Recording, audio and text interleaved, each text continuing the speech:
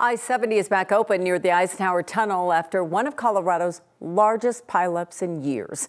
CSP says roughly 70 vehicles were involved in the crash that happened after a spring storm dropped snow in the mountains. 8 people were taken to the hospital, with one suffering serious injuries.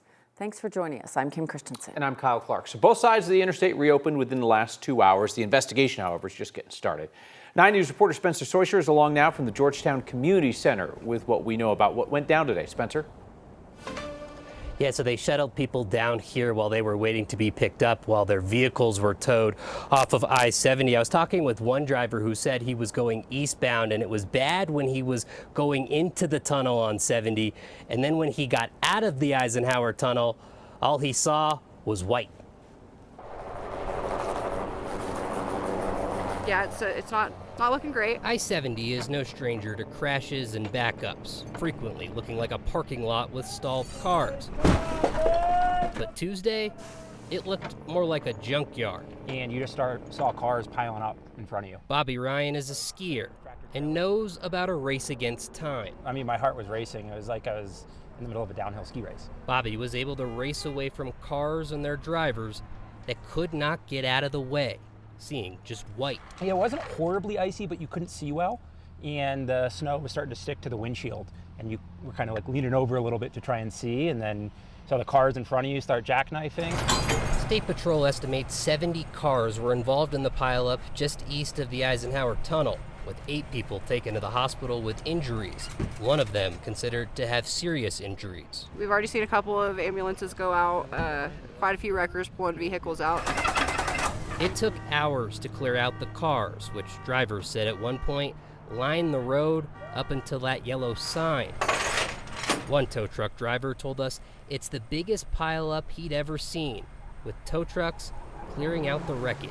They're lined up at the front, probably about 10, 15 of them, just one at a time, pulling a car and going. It was pretty remarkable seeing just how quickly these tow truck drivers were able to tow those dozens of cars off of I-70. One lane of westbound 70 was closed for a while to allow medical providers to get in and to get people out as well. Tonight, both westbound and eastbound 70 are back open, Kim and Kyle. That's good news. Man, you just think about how bad it could have been if there was a little bit more speed involved, everything else. Just a horrific situation up there. Spencer Soysher, thank you. Let's chat with 9 News meteorologist Kathy Sabin now about what we are seeing in terms of weather up there. I mean, I guess it was just a burst of spring snow at the wrong time with some wind. Exactly, and the wind can drop the temperature in a hurry and take that slush and turn it to ice when visibility is down to nothing. And well, we're all out of practice driving in the snow, so a lot of factors contributing to this incident today. This latest storm is winding down. The showers that moved into Denver were welcome and had little impact. We're still seeing a little bit of light snow in areas like Winter Park, and the snow is still falling in Copper Mountain, but the storm is basically heading out. Temperatures have come down a bit into the 40s after a day with highs in the 50s and lower 60s. It's pretty gusty over some of the higher passes, so they're still dealing with difficult travel in some areas from Black Hawk up to the Vail Pass area. We're seeing some beneficial rain showers in northeastern Colorado tonight. Love that. And a little bit of dwindling snow in the Winter Park area down to Crested Butte. I think Denver's done with the rain, but there are a few showers off to the east and to the north of us. We have a chance at a few more sprinkles across the Front Range over the next few hours, but this system is winding down. So we'll see clearing skies with lows in the lower 40s through early tomorrow morning. Coming up, we'll check the radar again. We're going to get a break for 48 hours ahead of a stronger, colder, and slower storm. We have snow in the forecast for Denver on Friday. Details on that coming up. An Aurora police officer still in the hospital tonight, days after he was stabbed in the head. The man who attacked him was shot and killed by that officer. His family says he had a history of mental illness. 9 News reporter Rachel Krause talked with them about their struggle to get him the help he needed. Rachel. Yeah, 23-year-old Marley Garrington's mother and cousin repeatedly told me today that they are devastated about this stabbing. They say Amari has dealt with mental health issues for years, and they've repeatedly tried to get him help.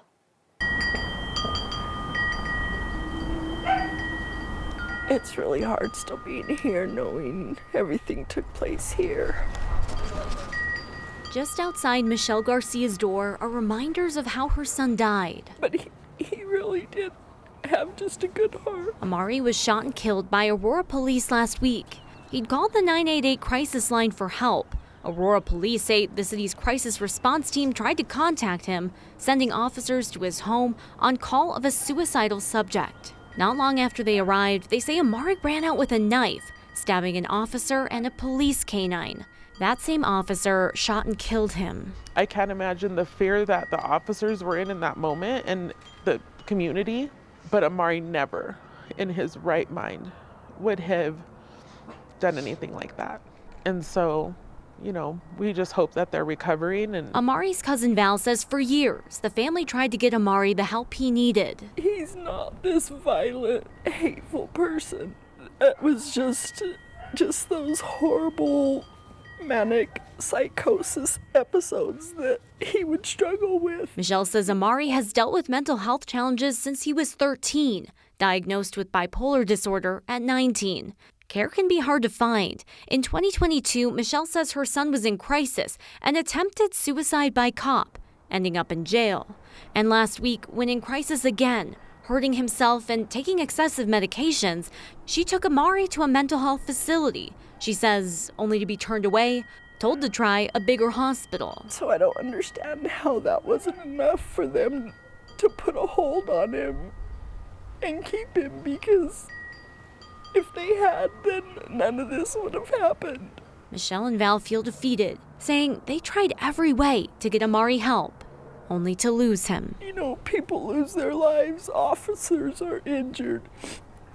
You know, the poor canine, it's not fair for anybody. There's so many victims just because our system will not help people. It needs to change. Something has got to change. Amari's family says they're devastated for the officer, hopeful that both he and the canine make a full recovery. They say Amari wasn't a monster, but a young man in crisis, and they want to see mental health supports and resources expanded so other people can get the help they need so this doesn't happen again. Rachel Krause, 9 News. A wildfire burning uncontained near the Colorado-New Mexico border is now growing. The so-called Schwachem fire is now roughly 1.5 square miles. It started southeast of Trinidad Sunday. Governor issued a disaster declaration yesterday as it spread quickly. Fire's not burned any buildings and there are no reported injuries. The Lake Dorothy State Wildlife Area is closed while firefighters work to get some containment. Democrats in Colorado say President Trump is playing politics for again denying Colorado's request for help recovering from wildfires and floods.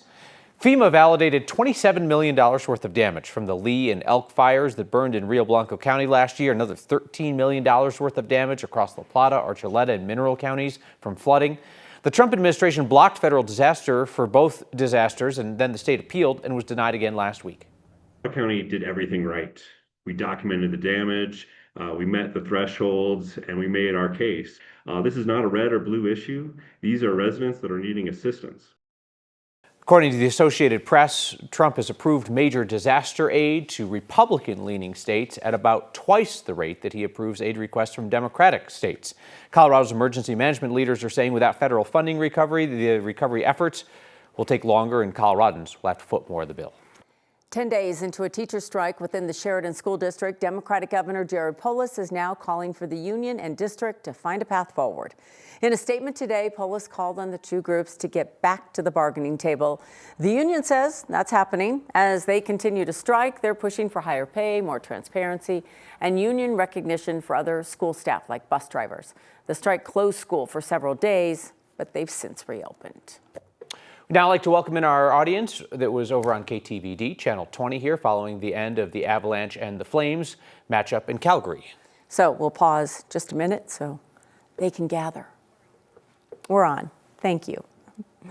All right. People at two different medical facilities in northern Colorado may have been exposed to measles this week. State public health officials announced today that an unvaccinated adult who lives in Weld County was confirmed to have the highly contagious disease. They spent time at the UC Health Primary Care in Johnstown and the ER at the Banner Fort Collins Medical Center yesterday afternoon into the evening hours.